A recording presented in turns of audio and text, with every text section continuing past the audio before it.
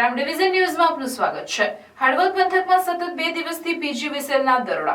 શહેર અને ગ્રામ્ય વિસ્તારમાં થતી વીજ ચોરીને ડામવા પીજીવીસીએલની ટીમો દ્વારા દરોડા પાડવામાં આવ્યા હતા।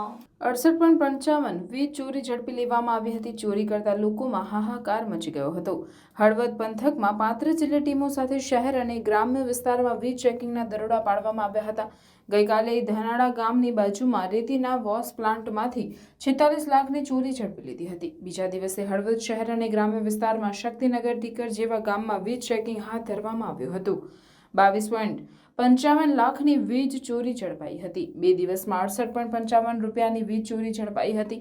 પીજીવીસીએલ આવતા 12 જિલ્લાના 48 ડિવિઝનમાં હળવદ ડિવિઝનમાં સૌથી વધુ વીજ ચોરી થતી હોય, જેના કારણે પાલનપુર, અમદાવાદ, સુરત સહિતની ટીમો દ્વારા હળવદ પંથકમાં ધામા નાખવામાં આવ્યા હતા। વીજ ચોરીને પકડવા માટે સ્થાનિક પોલીસ અને એસઆરપીના જવાનો સાથે રાખી કાર્યવાહી કરવામાં આવી। રિપોર્ટર પાર્થ વેલાણી।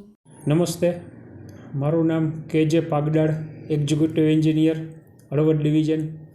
આજે જીયુએનએલ તથા કોર્પોરેટ ઓફિસ કચેરીના સૂચના અન્વયે તેમના દ્વારા પ્લાનિંગ કરી અને હળવદ શહેર તથા હળવદ ગ્રામ્ય વિભાગમાં આશરે 30 જેટલી પીજીવીસીએલની ટીમો જીયુએનએલ પોલીસ, એસઆરપી તથા લોકલ પોલીસના સહયોગથી વીજ ચેકિંગ કરવામાં આવેલ, જેમાં આશરે 30 જેટલા વીજ જોડાણોમાં ગેરરીતિ પકડાયેલ અને તેમને આશરે 25 લાખ જેટલા રકમના વીજ બિલો આપવામાં આવેલ છે।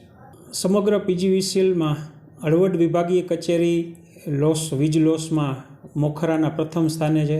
એટલે હળવદ વિભાગીય કચેરીમાં વીજ લોસ ખૂબ જ વધારે હોવાથી જીયુએનએલ તથા કોર્પોરેટ કચેરી દ્વારા સતત આ વિસ્તારમાં વીજ ચેકિંગ અને એની લગતી કામગીરીઓ ચાલુ રહેશે।